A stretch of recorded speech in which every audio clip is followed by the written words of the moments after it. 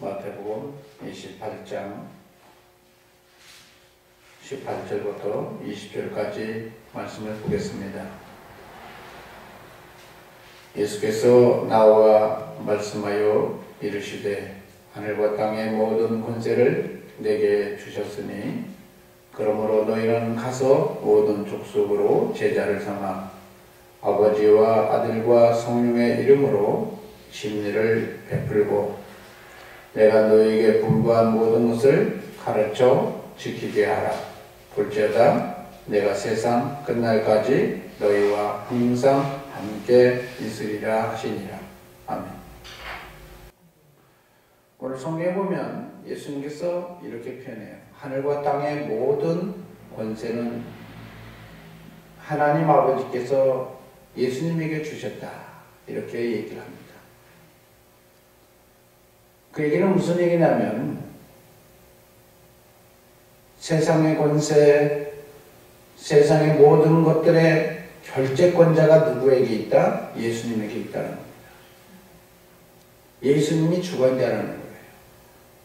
그런데 우리는 어떤 상황과 힘든 여정 속에서 우리가 그리스도를 얼마나 신뢰하십니까? 이런 성경 보면 무슨 얘기냐면 우리가 우리의 인생의 주인은 누구냐? 우리가 주인이라고 생각을 해요. 그런데 사실 그 주권에 대한 권한까지도 하나님 아버지가 예수 그리스도께 이임했다는 거예요. 이게 엄청 굉장히 중요합니다. 이 본문의 말씀의 의미를 깨닫고 이해하는 거예요. 하늘과 땅의 모든 권세. 성경 보면 빌립보서에 보면 2장 6절부터 11절까지 말씀을 보면 그는 하나님의 본체이셨는데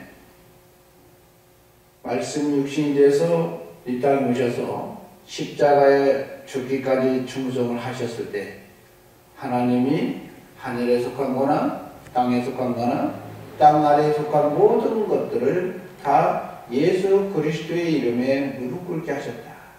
이렇게 얘기합니다. 그게 무슨 얘기냐면 예수 그리스도가 주관자라는 거예요. 그래서 내 인생에 모든 문제가 생겼을 때 예수 그리스도가 일하셔야만 결정을 하셔야만 내 인생이 바뀐다는 거예요. 그래서 힘들고 어려울 때 우리는 그리스도를 바라보고 그리스도를 의지하고 그리스도를 통해서 해결하려고 하는 이런 결단과 각오가 있어야 돼요. 그렇지 않으면 문제가 잘 해결되지 않습니다. 우리가 다 잘 알고 있는 야곱이라는 사람도 자기 방법으로 수도 없이 노력해서 해결되는 게 아니었다라고 얘기합니다. 결국은 노력을 해보고 하다 보니까 사기만 당했어요. 그래서 하나님을 바라보는 이제 자기를 부인하고 하나님을 바라보는 선택을 하기 시작했는데 그게 놀라운 일이 벌어진 거예요. 성경에 보면 살구나무, 신풍나무 그렇지 않아요? 이런 껍질을 벗겨라. 지금 여러분 소와 양들이 임신하고 있는 그 현장에 껍질을 벗겨놓고 꽂아놓고 양들이 보게 하면 그것들이 어떻게 합니까? 얼룩지고 아름지고 이런 전방위 같은 것들이 날 수 있는 확률이 있습니까? 요새 사람들은 그 얘기를 들으면 비웃어요. 말이 안 되는 소리라는 거예요. 왜요? 지금은 과학적으로 보니까 유전공학에 대해서 뭐가 있어야 돼요? 뭐가 있어야 됩니까? DNA가 있어야 됩니다. 근데 DNA가 없으면 불가능한가요? 그래도 가능하다고 하는 것이 뭐냐면 이게 돌연변이에요. 무슨 말인지 이해 가시죠? 과학도 하나의 세계를 열어놓은 게 뭐냐면 돌연변이에요. DNA가 없어도 새로운 종이 생겼다. 과학도 그런 세계를 얘기하는 거예요. 그런데 여러분 중요한 게 뭐냐면 어쩌다 한두 개가 그렇다면 돌연변이겠죠. 그런데 신시라고, 그저 살찌고, 그잖아요. 시라는 것들은 자기가 선택할 때마다 그것들은 다 얼룩지고 아름지고 전배기로 나왔다는 거예요. 누구에게 선택 권한을 줘요? 야곱에게 있었어요. 그러니까 이거는 당연시되었다는 거예요. 여러분, 성경에 무슨 얘기냐면 하나님께서 허락하신 방식대로 움직여 봤더니 말도 안 되어지는 일들이 현실이 되더라는 겁니다.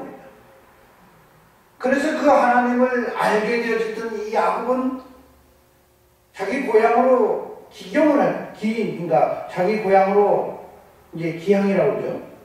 돌아가려고 할 때 형 에서가 감정을 누구르지 않냐고 계속 또 분노가 쌓여서 그런지 더 많은 사람을 끌고 야곱을 찾아옵니다. 그걸 누가 들어요? 하나님의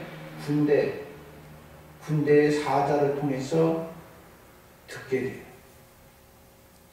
마음이 찔러가지고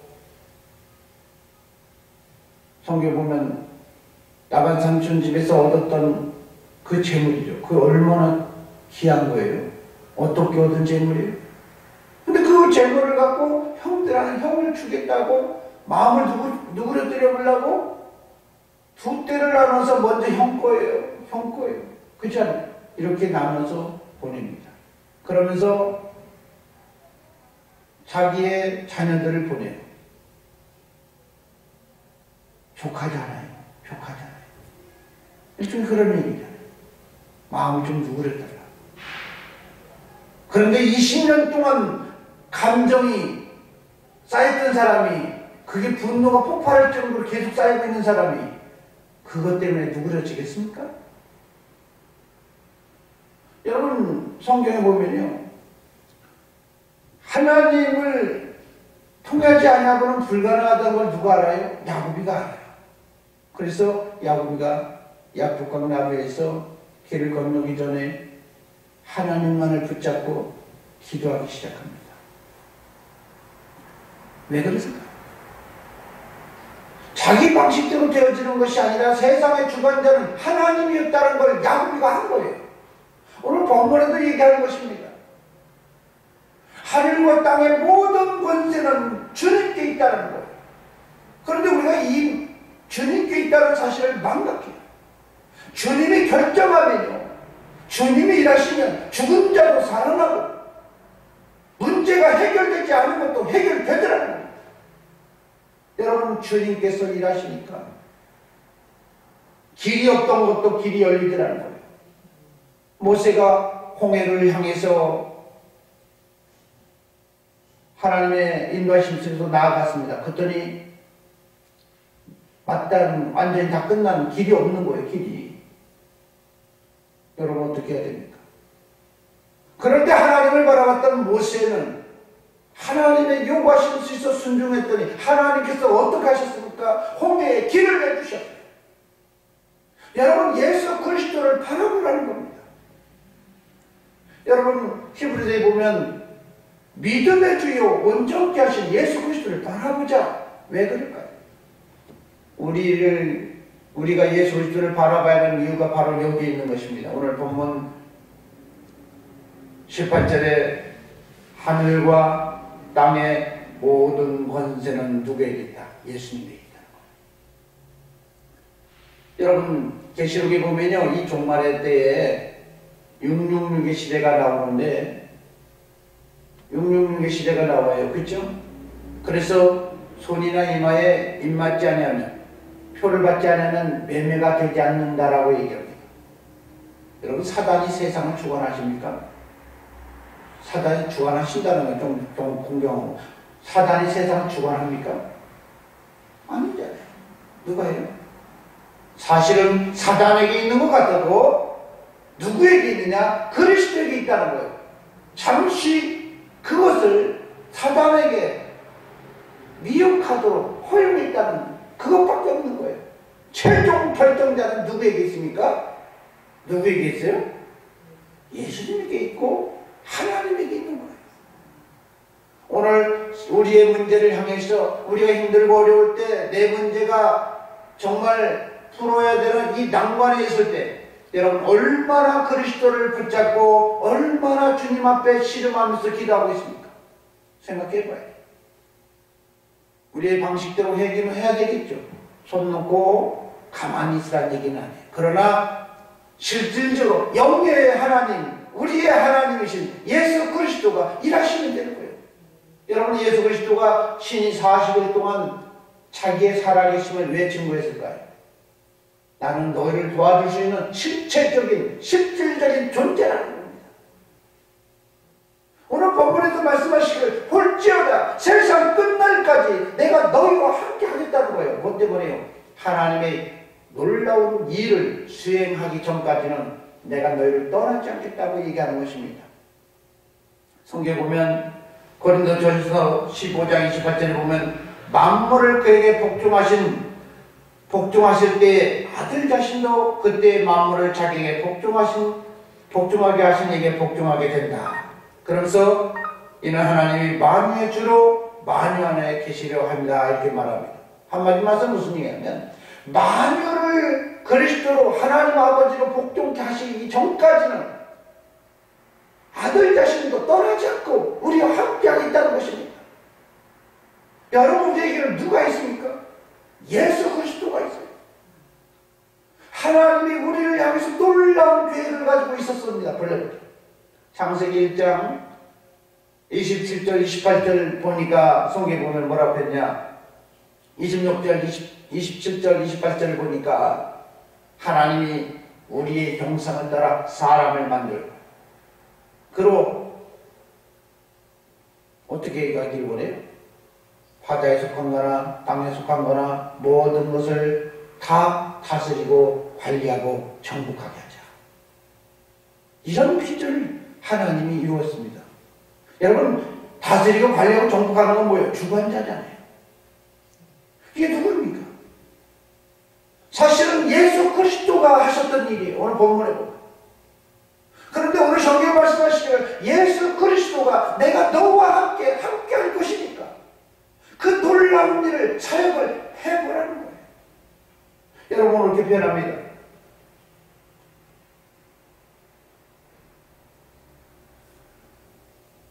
그러므로 이 19절에 주변 그러므로 너희는 가서 모든 족속으로 제자를 삼아라. 왜요? 하나님의 아들 예수 그리스도에게 뭘 주셨어요? 세상 주관하시는 그 모든 걸 줬는데 내가 너에게 힘이 되어줄 거니까 가서 일해보라는 거예요. 그 얘기입니다. 권세는 주님께 있는데 왜 우리는 그러므로라는 단어를 왜 써요? 연관지어서 생각하라는 겁니다. 그리스도가 권세를 부여받은 거, 다스리는 경영권, 그 모든 것을 다 이익받았는데 이제 내가 너의 편이 되어져서 내가 너를 도와줄 거니까 너가 이제 사역을 해보라는 거예요. 그래서 주님께서 말씀하는 거예요.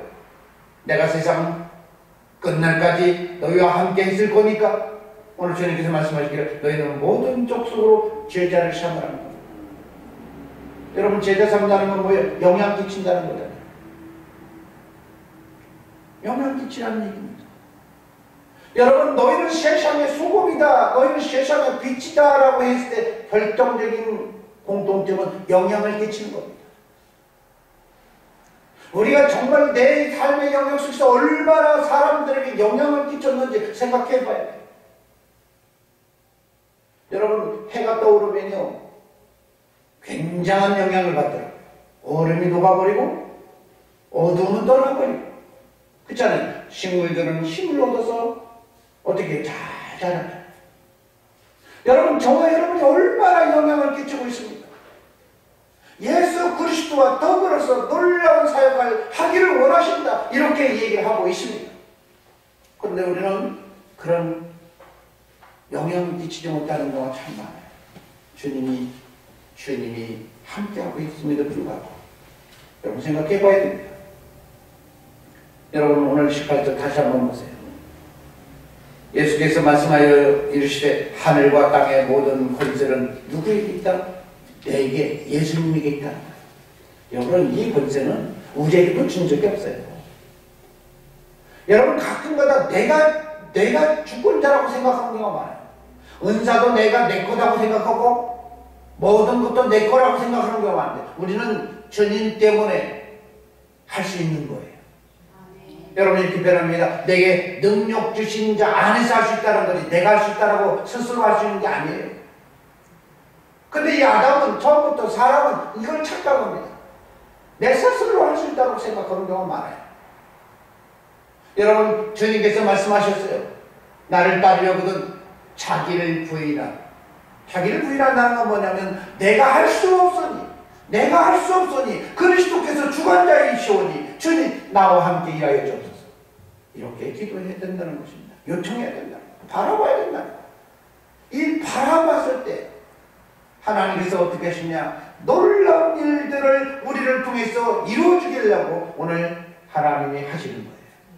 여러분 내가 나이가 많았다고 아니 내가 나이가 젊었다고 내가 가진 것이 많다고 내가 가진 것이 없다라고 그거나 상황. 오늘 주님께서 왜요? 나의 힘이 되신 그분이 되시다는 거예요. 여러분 예수님께서 이렇게 표현합니다. 어린 나이와 같지 않으면 결단코 천국에 들어갈 수 없다. 여러분 어린아이는요 자기 엄마 아버지만 믿어요. 근데 자기 엄마 아버지가 굉장한 능력이 있는 사람으로 생각을 하는 경우가 어린아이들이에요. 사실은 힘없고 연약함에도 불구하고 그래야 할게요. 그래서 어떤 형아가 때리면 자기 엄마한테 일러요. 왜요? 엄마가 대단하니까. 그래야 할게요. 우리는 그걸 그렇게 믿어야 된다는 거예요. 하나님의 아들 예수 그리스도에 대해서 절대적으로 신뢰할 때 믿음을 보일 때 주님이 일하신다는 겁니다. 오늘 주님께서 이렇게 표현한 거예요. 내가 모든 것을 권세를 가졌으니까 내가 하는지 안 하는지 직접 보는 거예요. 여러분 성경에 우리를 통해서 하나님의 놀라운 일을 하시기를 원하시는데 골로새서를 보니까 그를 위해서 그에 의해서 세상은 창조됐다. 우리가 그리스도가 우리에게는 누가 되면 힘이 되고 능력이 되어야 된다. 여러분 믿음에 보면 여러분 성경 고린도전서에 보면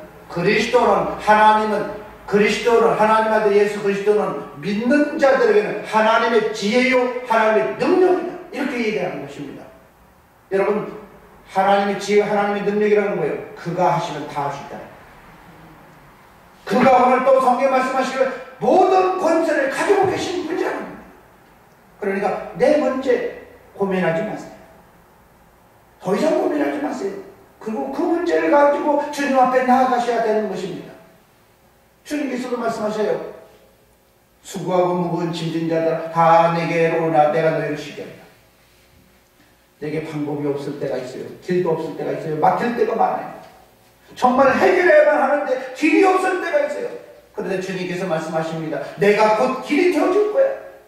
내가 너에게 진리가 되어줄 거야. 내가 너에게 생명이 되어줄 거야. 주님은 이렇게 말해. 그래서 내가 곧 길이요 진리요 생명이다. 여러분 많은 사람들이 예수님을 붙잡고 찾아갔을 때 어땠습니까? 예수님이 일하시고 예수님이 역사하시는 문제를 해결받지 못한 사람도 있었습니까? 주님이 누구인데요?